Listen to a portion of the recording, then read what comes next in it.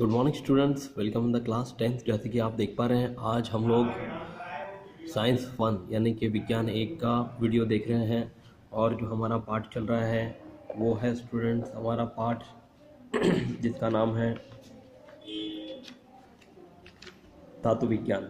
ठीक है, हमारा 8वां जो पाठ है वो हम लोग देख रहे हैं। और धातु विज्ञान में आज जो भाग हम लोग देख रहे हैं वो है बेटा पेज नंबर 99 पर दिया हुआ सबसे नीचे का ये धातु विज्ञान मेटलर्जी पार्ट। ठीक है, जिसको इंग्लिश में हम लोग मेटलर्जी कहते हैं। देखा जाए तो धातु विज्ञान हमारे पाठ का नाम है और शुरुआत अभी धातु विज्ञान की यहाँ से हो रही है। तो इसके पहले हमने क्या देखा? तो इसके पहले हमने भी बहुत ज़्यादा इम्पोर्टेंट पार्ट देखा हुआ है जो कि परीक्षा में आपको उसके आधार पर प्रश्नोत्तर पूछे जाते हैं। और जो भाग इसके पहले पढ़ा हुआ है वो भी इम्पोर्टेंट है। ठीक है, लेकिन इसके बाद आज जो हम लोग भाग पढ़ेंगे वो भी ज़्यादा महत्वपूर्ण होगा। ठीक है, तो धातु विज्ञान यानी मेटलर्जी में हमें क्या बताया गया ये मैं पढ़ के बताता हूँ बेटा कि धातु की उसके खनिज से निष्कर्षण करना और उपयोग के लिए शुद्धिकरण करना, इससे संबंधित विज्ञान और प्रौद्योगिकी को धातु विज्ञान कहते हैं। मतलब सबसे पहले तो आपको धातु विज्ञान की परिभाषा यहाँ पे बताई गई है। धातु विज्ञान यानी क्या होता है? तो खनिज से निष्कर्षण करके, मतलब धातु के खनिज से निष्कर्षण करके और उसका शुद्धिकरण करना, इससे संबंधित विज्ञान और प्रौद्योगिकी तंत्रज्ञान को, मतलब कौन से तंत्रज्ञान को और कौन से विज्ञान को? जब हम लोग किसी धातु के खनिज से धातु का उसके खनिज से निष्कर्षण करते हैं और फिर उसका शुद्धिकरण करते हैं, इससे संबंधित विज्ञान और तंत्रज्ञान को धातु विज्ञान कहते हैं। अब यहाँ पे दिया गया धातुओं की उपस्थिति, यानी कि जिसको हम लोग इंग्लिश में ऑकरेंस ऑफ मेटल्स कहते हैं। ये धातुओं की उपस्थिति कैसे होती है और इनमें कौन कौन से धातुएं महत्वपूर्ण हैं या फिर इनको किस तरह से शुद्ध किया जाता है, ये सभी क्रियाएं आपको इस पैरा में बताई गई है। तो मैं आपको बताना चाहता हूँ कि अधिकतर धातुएं क्रियाशील होने के कारण प्रकृति में मुक्त अवस्था में नहीं पाई जाती। बहुत सारे ऐसे धातुएं हैं जो कि क्रियाशील बहुत जल्दी हो जाते हैं और इसी कारण वो मुक्त अवस्था में नहीं पाई जाती है। अपितु वे उनके ऑक्साइड, कार्बोनेट, सल्फाइड, नाइट्रेट इन लवणों के रूप में संयुक्त अवस्था में पाई जाती है। ये बात ध्यान में रखिए आप लोग कि बहुत सारे धातुएं जो हैं वो उनके मतलब मुक्त अवस्था में तो नहीं पाई जाती, परंतु किसके साथ पाई जाती है? तो ऑक्साइड के साथ पाई जाती है, कार्बोनेट के साथ पाई जाती है, सल्फाइड के साथ पाई जाती है, नाइट्रेट जैसे लवणों के साथ ये पाई जाती हैं, जो कि ये संयुक्त अवस्था में पाई जाती हैं, मुक्त अवस्था में नहीं होती। परंतु अत्यधिक धातुएं जिन पर हवा, पानी और अन्य प्राकृतिक घटकों का परिणाम नहीं होता, उदाहरणार्थ चांदी, सोना, प्लेटिनम इत्यादि धातुएं सामान्यतः मूल अवस्था में पाई जाती हैं। मतलब जैसे कि आपको कुछ क्रियाशील धातुओं के बारे में बताया गया है, परंतु ऐसी कुछ धातुएं हैं जो अक्रियाशील होती है, जिन पर हवा, पानी और अन्य प्राकृतिक घटकों का कोई परिणाम ही नहीं होता। ऐसे कौन सी धातुएं हैं? वो है चांदी, सोना, प्लेटिनम इत्यादि धातुएं सामान्यतः मुक्त अवस्था में ही पाई जाती है। तो धातुओं के वे यौगिक जो अशुद्धियों के साथ प्रकृति में पाए जाते हैं उन्हें खनिज कहते हैं। तो जब भी कोई धातु किसी अवस्था में, संयुक्त अवस्था में पाया जाता है तो उन्हें हम लोग खनिज कहेंगे। या फिर इसकी दूसरी परिभाषा है कि धातुओं के यौगिक जो अशुद्धियों के साथ प्रकृति में पाए जाते हैं उन्हें खनिज कहते हैं। मतलब प्रकृति में ऐसी अशुद्धियाँ होती हैं जो कि धातुओं के यौगिक के साथ आती है, उन पदार्थों को हम लोग क्या कहेंगे बेटा? खनिज कहेंगे। ठीक है, अब हम लोग चलते हैं हमारे अगले पेज की तरफ। हमारा अगला पेज जो है वो पेज नंबर 100 है। उनमें हमने यदि धातु विज्ञान के बारे में आपको जो भाग हम लोग देख रहे धातुओं की उपस्थिति, उसके बारे में आपको जानकारी बताई गई कि जिन खनिजों से आसानी से और लाभदायक पद्धति से धातु प्राप्त की जाती हैं उन्हें अयस्क कहते हैं। ये देखिए, ये जो शब्द है अयस्क, ये आपको यहाँ पे मैं अंडरलाइन करके बता रहा हूँ। अयस्क ये जो शब्द है वो बहुत बार आपको सामने आने वाला है बेटा। तो अयस्क की जानकारी या अयस्क के बारे में जानकारी आपको होनी बहुत ज़रूरी है। इसकी सबसे पहले तो इसकी परिभाषा आपको पता होनी चाहिए कि जब खनिजों से आसानी से और लाभदायक पद्धति से धातु प्राप्त किया जाता है उन्हें अयस्क कहते हैं। मतलब ये अशुद्धियों से शुद्ध धातु प्राप्त करने वाली क्रिया है जिसको हम लोग अयस्क कहेंगे। तो अयस्कों में धातुओं के यौगिकों के साथ साथ मतलब ये अयस्क जो है वो अशुद्धियों में ही रहता है। तो अशुद्धियों में क्या क्या होता है कि यौगिक के साथ साथ मिट्टी, रेत, चट्टानीय पदार्थ, ऐसी अनेक प्रकार की अशुद्धियाँ होती हैं। अयस्कों में क्या क्या होता है, मिट्टी भी होती है, रेत भी होती है, चट्टानीय पदार्थ, ऐसे बहुत सारे अशुद्धियाँ अयस्कों के अंदर होती हैं। तो इन अशुद्धियों को मृदा अशुद्धि कहेंगे। इन अशुद्धियों को हम लोग क्या कहेंगे, मृदा अशुद्धि। और अलग करने की विधि पद्धतियों का उपयोग करके धातुओं का उनके अयस्कों से निष्कर्षण करते हैं। अब देखिए बेटा, जैसे हम लोग को पता चला है कि अयस्कों की अशुद्धियों को मृदा अशुद्धि कहते हैं। मृदा अशुद्धि यानी कि जैसे ये हमारे आसपास जो देखी गई जाने वाली मृदा है या मिट्टी है और उनमें कुछ अशुद्धियाँ होती है, वो मिट्टी की बात नहीं हो रही है यहाँ पे। ये मृदा कुछ अलग ही होती है बेटा। ये मृदा का उपयोग आप लोग पेड़ पौधे लगाने के लिए नहीं कर सकते, ठीक है। ये इतनी अशुद्ध मृदा होती है कि जिसमें मतलब खनिज होते हैं बहुत सारे, मिट्टी और रेत के भाग उसमें होते हैं जो कि वो अशुद्ध होती है। तो जब इनको अलग करने की विधि पद्धतियों का हम लोग उपयोग करते हैं तो धातुओं का उनके अयस्कों से निष्कर्षण करते हैं। मतलब इनको अलग करने की या विविध पद्धतियों द्वारा इनको अलग करने की कृति जब हम लोग करेंगे तो उसमें हम लोग धातुओं को अयस्कों से बाहर निकालेंगे। निष्कर्षण करना यानी क्या होता है, बाहर निकालना।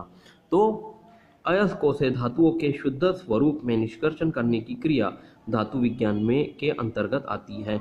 अब जैसे मैंने अभी शुरुआत में आपको धातु विज्ञान के बारे में बताया, धातु विज्ञान में ये क्रिया या निष्कर्षण करने की पद्धति क्यों आती है, क्योंकि धातु विज्ञान में ही तो बोला गया है कि धातुओं के शुद्ध स्वरूप में निष्कर्षण क्रिया को या तंत्र ज्ञान को हम लोग धातु विज्ञान कहते हैं, है ना। तो यहाँ पे हम लोग समान प्रोसीजर करने वाले हैं कि अयस्कों से हम लोग धातुओं को निष्कर्षण करेंगे, उसके शुद्ध स्वरूप में उसको पाएंगे और इस क्रिया को धातु विज्ञान हम लोग कहेंगे, इसी के अंतर्गत वो आती है। सामान्यतः अयस्कों को खाने में से अयस्कों की खानों में से खनिजों को बाहर निकालकर वही अलग अलग पद्धतियों का उपयोग करके उनमें उपस्थित मृदा अशुद्धियों को दूर किया जाता है। देखो बेटा, बहुत सारे खान होती है खनिजों की, तो खनिजों की खानों में ही आपको अयस्क मिलेंगे। अयस्क यानी कि अशुद्धि, बहुत सारी अशुद्धि जिसमें आपको धातु प्राप्त होने वाला है। तो इस अशुद्धियों को बाहर निकालकर वही अलग अलग पद्धतियों का उपयोग करके उसमें जो स्थित मृदा है उसकी अशुद्धि को दूर किया जाता है और प्योर धातु निकाला जाता है, शुद्ध धातु इस क्रिया द्वारा प्राप्त किया जाता है। तो ये कहाँ पे होता है, ये क्रिया कहाँ पे होती है, बहुत सारे खनिजों के ही खानों में ये क्रिया की जाती है। तो इसके पश्चात जहाँ धातु का निर्माण होता है उस जगह खनिजों का वहन कर वहाँ धातु का शुद्ध रूप में निष्कर्षण किया जाता है।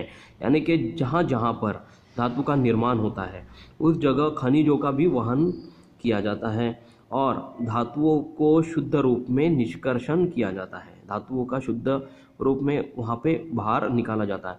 तत्पश्चात शुद्धिकरण की अलग अलग पद्धतियों का उपयोग करके धातुओं को अधिक से अधिक शुद्ध किया जाता है। और इसी क्रिया में शुद्धिकरण की एक ही प्रक्रिया नहीं होती, अलग अलग प्रक्रिया होती है। थोड़ी सी शुद्ध हुई, 70% शुद्ध हुई, फिर उसको 80% शुद्ध करना है और फिर डायरेक्ट उसको 100% शुद्ध करना है। तो इसके लिए अलग अलग पद्धतियों का उपयोग करके धातु को अधिक से अधिक शुद्ध किया जाता है। इस पूरी प्रक्रिया को धातु विज्ञान कहते हैं। तो इस पूरी प्रक्रिया को हम लोग क्या कहेंगे बेटा, धातु विज्ञान क्यों करेंगे, क्योंकि शुद्धिकरण की ही अन्य प्रक्रिया होती है, अलग अलग पद्धतियाँ होती हैं, उसके द्वारा ही उसको अलग किया जाता है।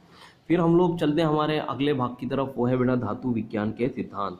तो धातु विज्ञान के सिद्धांत में यहाँ पे आपको बहुत सारे सिद्धांत बताए गए हैं। पहला तो हम लोग यहाँ पे देखेंगे कि अयस्कों का सांद्रीकरण। तो अयस्क से निष्कर्षण द्वारा शुद्ध स्वरूप में धातु प्राप्त करने के सोपान अग्रलिखित है। इसमें ये बोला गया है कि अयस्कों से शुद्ध रूप में धातु प्राप्त करने के लिए अन्य क्रियाएं यहाँ पे दी गई हैं, वो क्रियाओं के बारे में आपको यहाँ पे जानकारी बताई गई है। वो क्रियाएं आपको यहाँ पे देखनी है। पहला पॉइंट यहाँ पे ये है कि अयस्कों का सांद्रीकरण।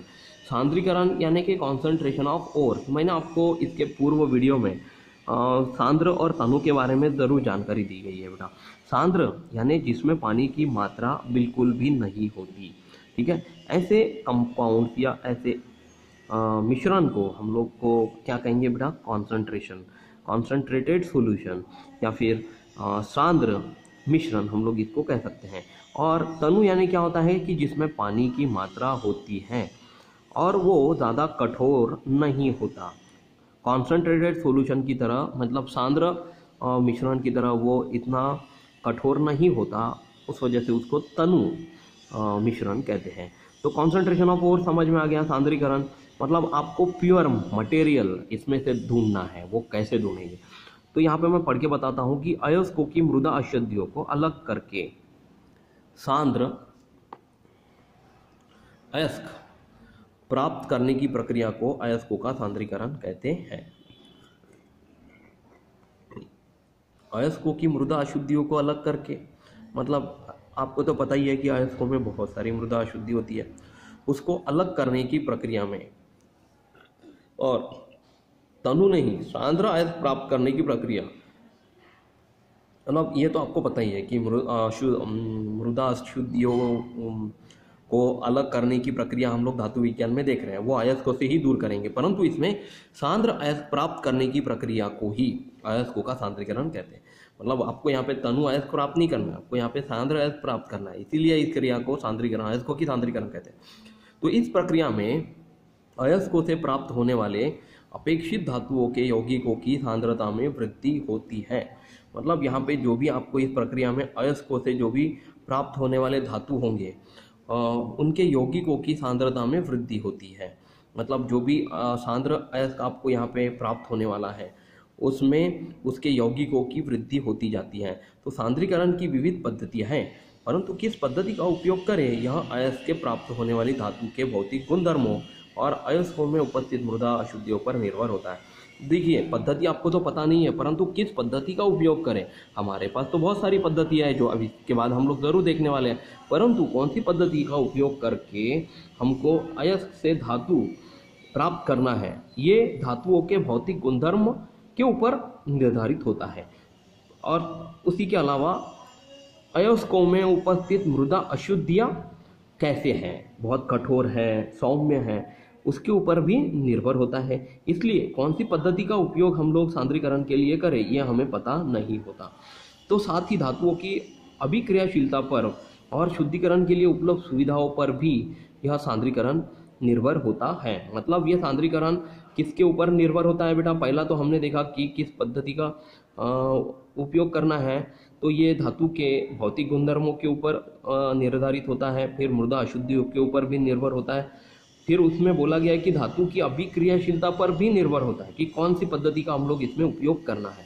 और फिर इसमें और एक चीज़ बोली गई है कि धातुओं की शुद्धिकरण के लिए उपलब्ध सुविधाओं पर भी यह निर्भर होता है। शुद्धिकरण के लिए हमारे पास कौन सी सुविधाएं उपलब्ध हैं उसके ऊपर भी निर्भर होगा ना। अगर मान लीजिए कि आपने कोई कठिन सुविधा प्राप्त ले ली और उस सुविधा से आप धातु की अशुद्धियाँ दूर कर रहे हैं, अयस्क की अशुद्धियाँ मृदा अशुद्धियाँ को दूर करना चाहते हैं और धातु प्राप्त करना चाहते हैं, तो उस प्रक्रिया में हमारे पास सुविधाओं की भी तो उपलब्धता होनी चाहिए। अगर वो सुविधा अपने पास उपलब्ध ही नहीं है तो हम लोग शुद्ध कैसे करेंगे उसको, है ना। फिर सांद्रीकरण करते समय पर्यावरण प्रदूषण के लिए जिम्मेदार ऐसे विविध घटकों का प्रमुख रूप से भी विचार किया जाता है। तो सांद्रीकरण के लिए जैसे यहाँ पे निर्भर किसके ऊपर निर्भर होता है ये बताया गया है, लेकिन आपको प्रदूषण, पर्यावरण इसके बारे में भी सोचना है ताकि आपके सांद्रीकरण प्रक्रिया में प्रदूषण और पर्यावरण खराब ना हो, प्रदूषण ना बने और पर्यावरण खराब ना हो। इसके बारे में आपको बहुत ज़्यादा सतर्क रहना है और आपको जिम्मेदार बनना है ताकि विविध घटकों का प्रमुख रूप से इसमें विचार किया जा सके। अयस्कों के सांद्रीकरण की कुछ सामान्य पद्धतियाँ आगे दी गई हैं। तो अयस्कों की सांद्रीकरण की कुछ सामान्य प्रक्रिया यहाँ पर आपको दी गई है बेटा। और सबसे पहली जो प्रक्रिया हम लोग देखने जा रहे हैं यहाँ पे वो है गुरुत्वीय पृथक्करण पद्धति। गुरुत्वीय पृथक्करण पद्धति में आपको दो प्रक्रियाएं दी गई है यहाँ पे। एक पहली है बेटा विल्फली टेबल पद्धति, जिसको हम लोग विल्फली टेबल मेथड कहते हैं, और दूसरी प्रक्रिया जो है वो दी गई है बेटा आपको जल शक्ति पर आधारित पृथक्करण पद्धति। ये दोनों पद्धतियाँ बहुत ही महत्वपूर्ण पद्धतियाँ हैं। इसके आधार पर आपको परीक्षा में प्रश्न पूछे जाते हैं। ये पद्धतियों में मैं गुरुत्वीय पृथक्करण पद्धति समझा कर बता देता हूँ आपको। इसको इंग्लिश में हम लोग सेपरेशन बेस्ड बाय ग्रेविटेशन करते हैं। अब ग्रेविटेशन में यानी कि गुरुत्व और गुरुत्वीय बल आपको पता है ज़मीन की ओर, मृदा की ओर अपनी ओर वो आकर्षित करती है किसी भी वस्तु को। जैसे हम जैसे चल पा रहे हैं, मतलब ज़मीन पर चल पा रहे हैं, आराम से दौड़ भाग रहे हैं, लेकिन हम लोग हवा में नहीं उड़ते। क्यों नहीं उड़ते? क्योंकि गुरुत्वीय बल पृथ्वी का अपनी ओर हमें खींचता है। वैसे ही कोई भी पदार्थ, टेबल ले लीजिए या घर ले लीजिए या कोई पुस्तक ले लीजिए या पेन ले लीजिए, हर एक पदार्थ को पृथ्वी अपनी ओर खींचने का काम करती है। इसी कारण ग्रेविटेशन इसमें बहुत ज़्यादा महत्वपूर्ण एक पद्धति का काम यहाँ पे कार्य कर रही है, मृदा अशुद्धियों को दूर करने के लिए और अयस्क से धातु प्राप्त करने के लिए। तो गुरुत्वीय पद्धति का उपयोग करके अयस्क के भारी कण मृदा अशुद्धि के हल्के कणों से आसानी से अलग किए जाते हैं। मतलब यहाँ पे बोला गया कि गुरुत्वीय पद्धति, गुरुत्वीय बल का उपयोग करके अयस्क से भारी मृदा अशुद्धि के हल्के कणों से आसानी से अलग किया जाता है। मतलब हम क्या कर रहे हैं, धातु तो प्राप्त कर रहे हैं, लेकिन हमारा एम क्या है कि मृदा अशुद्धियों को के हल्के जो कण हैं वो आसानी से बाहर निकले, ताकि बचा हुआ धातु जो है वो हमको आसानी से प्राप्त हो। तो इस पद्धति को ही पृथक्करण पद्धति कहते हैं। और इस पृथक्करण की प्रक्रिया निम्न प्रकार है, जिसमें आपको यहाँ पे पहली प्रक्रिया दी गई है वो है बेटा विल्फली टेबल पद्धति। अब ये विल्फली टेबल पद्धति में आप लोग देखिए यहाँ पे ये 3 चेंबर दिए गए हैं। इन 3 चेंबर्स को ऐसे आड़ा रखा गया है बेटा। आड़ा रखा गया मतलब आपको पता होगा कि आड़ा रखने का एक फ़ायदा ये है, सीधा या खड़ा हमने यहाँ पे नहीं रखा है, उसको आड़ा रखा है, क्योंकि अयस्क का चूर्ण आसानी से नीचे बहने में मदद हो। और यहाँ पे जैसे पानी का एक फ्लो हमने यहाँ पे छोड़ा है बेटा। पानी का फ्लो मतलब ये जो अयस्क का चूर्ण है ये पानी से बहकर हल्के कणों को अलग करे, ठीक है। और हल्के कणों को अलग करके ये यहाँ साइड में यहाँ पे जमा हो जाए, जहाँ पे ये बहुत सारी खाँचें बनाई गई है बेटा। इन खाँचों में कंपित होने वाला टेबल है। ये टेबल क्या हो रहा है, वाइब्रेट हो रहा है। ये वाइब्रेट होने की वजह से ये जो पीला भाग आपको यहाँ पे नज़र आ रहा है, इस पीले भाग में, इस टेबल के पीले भाग में बहुत सारे खाँचे बनाए गए। और खाँचे का उपयोग यह है कि हर एक खाँचा जो है वो यहाँ पे कोने में पूरी मृदा अशुद्धियों को जमा करके यहाँ से यहाँ तक ले जाके आपको आखिरी में यहाँ पे प्राप्त करके दे रहा है। ये देखिए मृदा अशुद्धि आपको प्राप्त हो रही है। और ये साइड में जो भाग आपको दिया गया है, मतलब एक पाइप की तरह जो भाग है गोलाकार, इसमें हमको सांद्र एस मिलने वाला है। वो सांद्र एस यहाँ से, यही जाली से यहाँ पे साइड में आपको बीच में से जो गैप है उससे गिरता हुआ आपको यहाँ पे नज़र आ रहा है, ठीक है। जो कि हमने यहाँ पे मृदा अशुद्धि को या फिर अयस्क के चूर्ण को विल्फली टेबल पद्धति द्वारा आसानी से इसे प्राप्त किया हुआ है। तो इस पृथक्करण पद्धति में हो क्या रहा है मैं बता दूं कि पृथक्करण की इस पद्धति में लकड़ी के पतले और कम चौड़े टुकड़े कम ढलान वाले पृष्ठभाग पर लगातार विल्फली टेबल बनाया जाता है। ये विल्फली टेबल कैसे बनाना है ये आपको बताया गया है कि लकड़ी के पतले और कम चौड़े टुकड़े लेना है, कम ढलान वाले पृष्ठभाग पर इनको रखना है, ना आड़े पृष्ठभाग पर इनको लगातार रखना है। और यहाँ पे खाँचे बना लेना है, जिससे विल्फली टेबल बन जाता है। यह टेबल लगातार कंपित होता है, इसको वाइब्रेट करते रहना। इस टेबल पर अयस्क का चूर्ण डाला जाता है। इस टेबल पर क्या करेंगे बेटा, हम लोग अयस्क का चूर्ण डालेंगे। और ये कंपित होने की वजह से ये जो हल्के मृदा अशुद्धि कण है वो यहाँ पे खाँचों में जमा हो जाएंगे, और भारी जो धातुओं के कण होंगे वो कोने में जमा हो जाएंगे। तो इस अयस्क का यह चूर्ण अयस्क के छोटे टुकड़ों से बॉल मिल का उपयोग करके बनाया जाता है। ये जो अयस्क का चूर्ण है इसके जो छोटे टुकड़े होते हैं वो आपको बॉल मिल का उपयोग करके बनाना है बेटा। तो टेबल के ऊपरी सिरे से पानी प्रवाहित करते हैं, ये देखिए टेबल के ऊपरी सिरे से क्या करना है, पानी प्रवाहित करना है, इसका चूर्ण छोड़ दिया है हमने। फिर हल्की मृदा अशुद्धि पानी के प्रवाह के साथ दूर बह जाती है। हल्की मृदा अशुद्धि क्या हो जाती है, पानी के प्रवाह से यहाँ पे दूर बह जाती है, यहाँ पे हरे पीले भाग में जमा हो जाती है, जिसमें अयस्क की मात्रा अधिक और मृदा अशुद्धि की मात्रा कम होती है। तो इसमें क्या होता है, अयस्क की मात्रा अधिक होती है, तो ये भारी होने की वजह से एक कोने में जमा हो जाती है, और मृदा अशुद्धि की मात्रा कम होती है, हल्की होती है, उस वजह से ये पीले वाले भाग में जमा हो जाती है। ऐसे सभी भारी कण लकड़ी के छोटे टुकड़ों के पीछे अटक जाते हैं और खाँचों में से आगे जमा हो जाते हैं। और ऐसे भारी कण जो है वो लकड़ी के छोटे टुकड़ों के पीछे अटक जाते हैं, मतलब ये जो गोल पाइप जैसा भाग है इसमें भारी कण अटक जाएंगे तो ये सांद्र अयस्क प्राप्त होगा, और जो खाँचों में और जो हल्के कण है वो खाँचों में जमा हो जाते हैं, वो मृदा अशुद्धि के रूप में आपको यहाँ पे प्राप्त होते हैं मिले हुए। ठीक है, तो ये होगी हमारी विल्फली टेबल पद्धति। अब अगले वीडियो में हम लोग इसके बाद आने वाली जल शक्ति पर आधारित पृथक्करण पद्धति देखेंगे। तब तक अपना खुद का ख्याल रखिए, हंसते रहिए, मुस्कुराते रहिए। Thank you class, take care, bye.